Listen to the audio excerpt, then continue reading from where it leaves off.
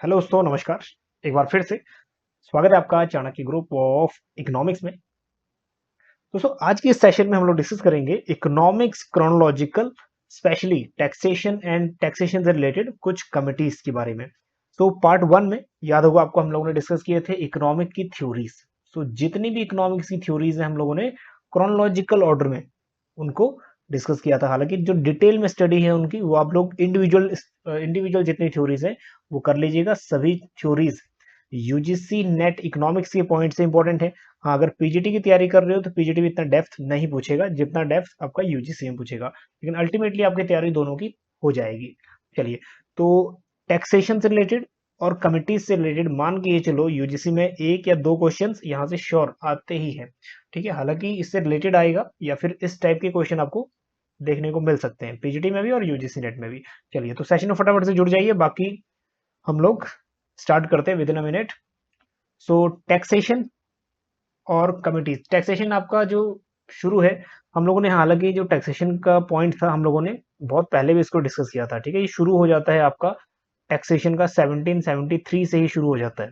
ठीक, चलिए हम लोग बेसिक से स्टार्ट करते हैं। सबसे पहले जो है आपका टैक्सेशन लैंड रिवेन्यू टैक्स। हालांकि जितने भी टैक्सेशन आपका 1860 के बाद है, ठीक है, वही पूछता है। लैंड रिवेन्यू टैक्स आपके जितने भी इंडिविजुअल आंसर थे वो भी दीजिएगा। लाइव चैट ऑन है, ठीक है, लाइव चैट में आप इनके आंसर दे पाएंगे। सो लैंड रिवेन्यू टैक्स कब आया था? ठीक है, कब आया था? 1773। ये सबसे पुराना टैक्स है लैंड रिवेन्यू टैक्स। ठीक है, और आपको पता होगा 1793 में ही लैंड सेटलमेंट स्कीम, जिसको हम जमींदारी सिस्टम बोलते हैं, वो भी लॉर्ड कर्नवालिस ने स्टार्ट किया था। Land revenue tax 1773। उसके बाद इनकम टैक्स। ये इनकम टैक्स है प्री इंडिपेंडेंस। ठीक है, इनकम टैक्स मतलब सबसे फर्स्ट टाइम इनकम टैक्स कब इंट्रोड्यूस हुआ था? सो इंट्रोड्यूस हुआ था 1860। सो 1860, यहाँ पे भी एक हिस्ट्री है। और ये क्वेश्चन कई बार आया तो नहीं है, लेकिन शायद पूछ सकता है कि किसने ये इंट्रोड्यूस किया था। ठीक है, तो आपको याद होगा किसने इंट्रोड्यूस किया था। करेक्ट, किसने? जेम्स विल्सन ने, ठीक है, इंट्रोड्यूस किया था। सो 1860, इसका भी एक थोड़ा सा रीजन ये है कि 1857 का वॉर आपने सबने देखा होगा। ठीक, तो इससे जो भी नुकसान हुआ था इकोनॉमी को या फिर सोसाइटी को, उससे उभरने के लिए एक टैक्स इंपोज किया था, फर्स्ट टाइम इनकम टैक्स 1860। फिर उसके बाद इसमें अमेंडमेंट आते रहे। 1886 में अमेंडमेंट आए, फिर 1922 में अमेंडमेंट आए, फिर इंडिपेंडेंट इंडिया मतलब आफ्टर इंडिपेंडेंस भी इसमें एक एक्ट बना।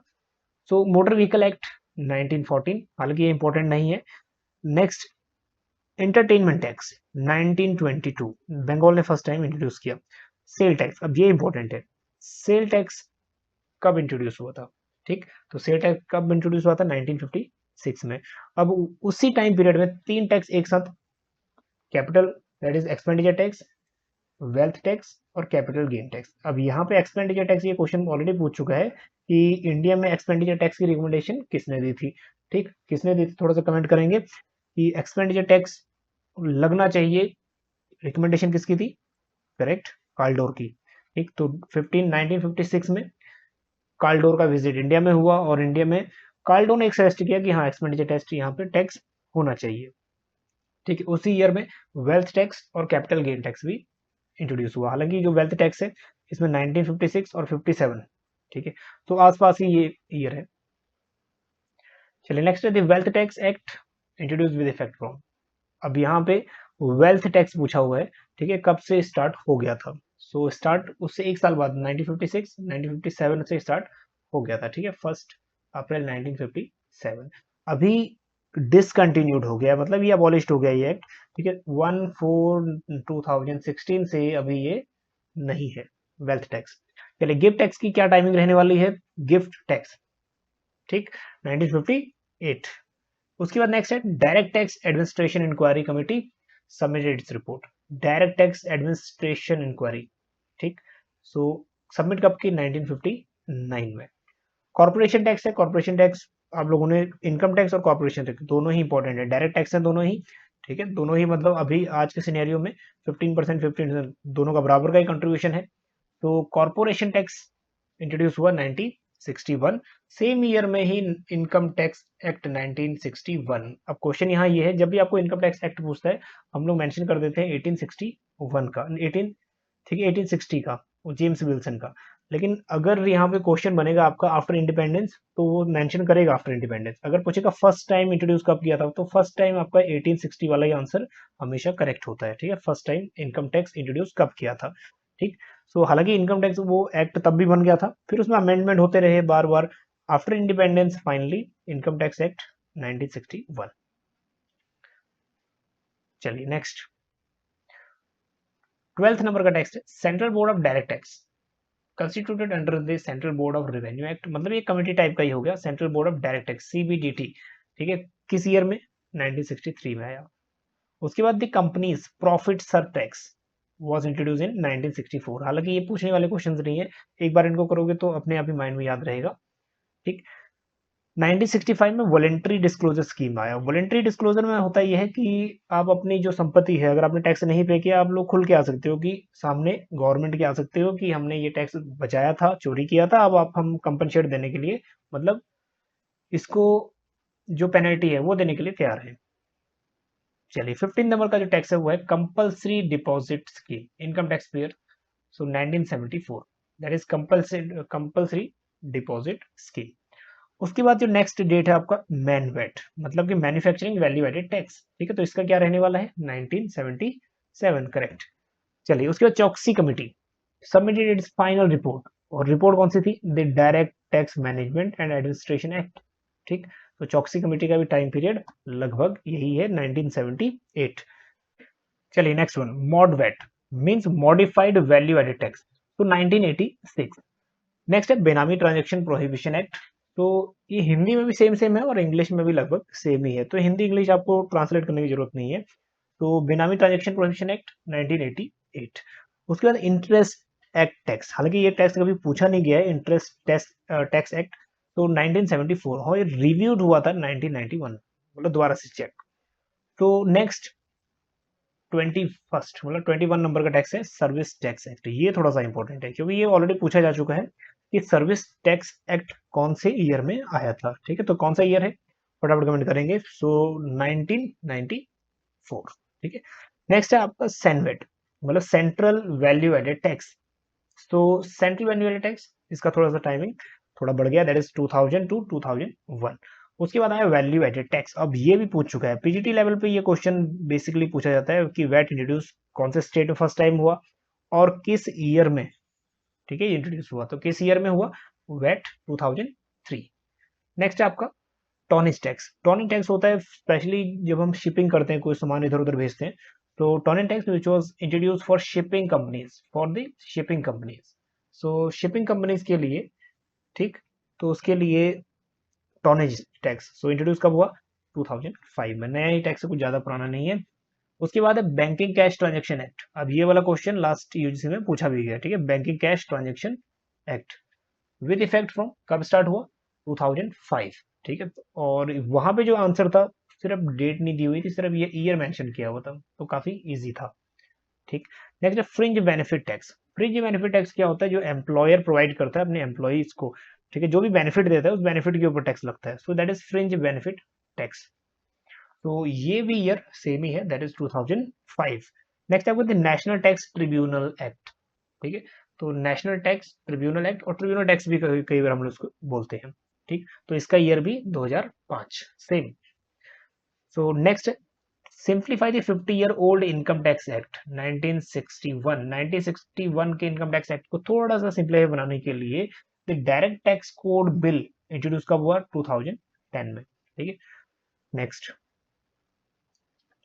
SIT to investigate black money in the Swiss account. Swiss account में जितनी ब्लैक मनी है उसके लिए एसआईटी कब बनी? 2014 में। ठीक है, जब न्यूली गवर्नमेंट फॉर्म हुई थी बीजेपी की।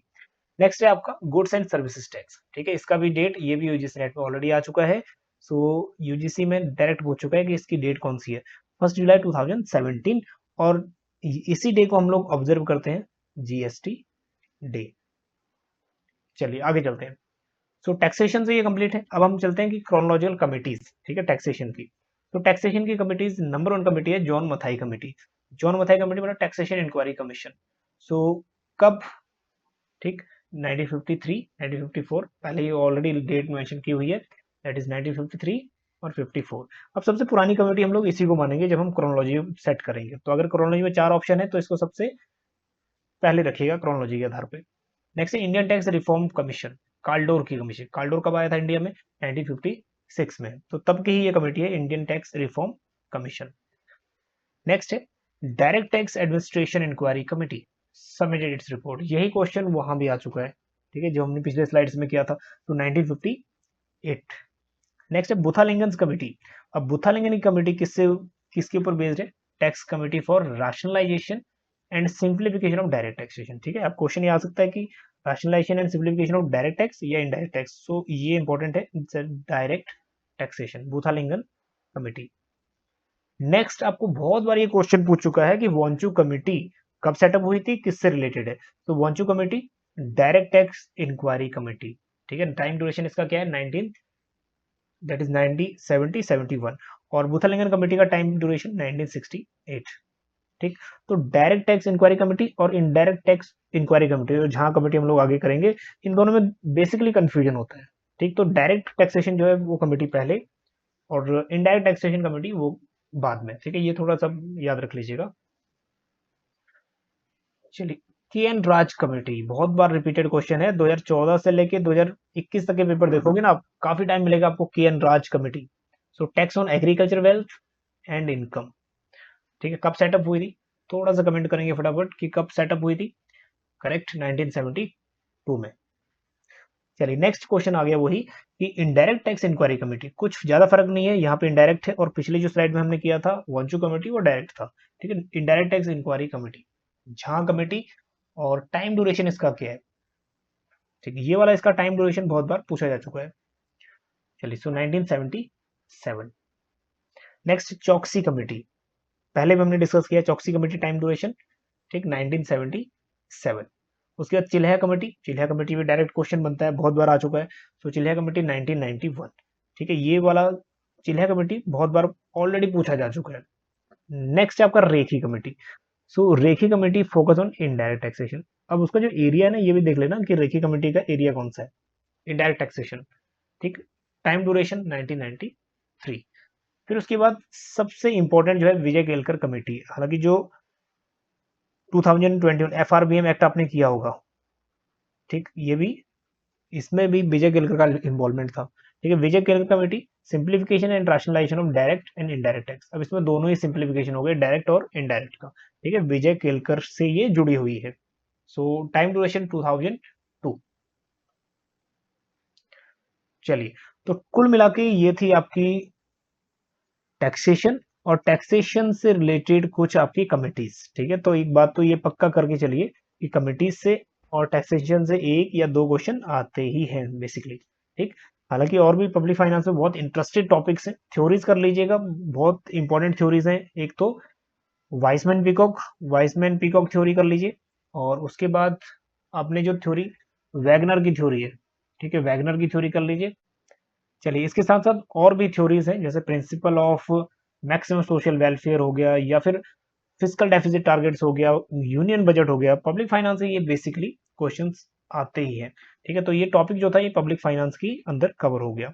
चलिए, सो पार्ट थर्ड में हम डिस्कस करेंगे इंटरनेशनल ऑर्गेनाइजेशंस की एक क्रोनोलॉजी। ठीक है, मतलब इंटरनेशनल ऑर्गेनाइजेशन जो हम लोग आईएमएफ, डब्ल्यूटीओ वगैरह करते हैं, तो इसका जो क्रोनोलॉजी सेटअप है वो करेंगे। ठीक है, मिलते हैं आपको थर्ड पार्ट में। बने रहिए चाणक्य ग्रुप ऑफ इकोनॉमिक्स के साथ। Thank you so much.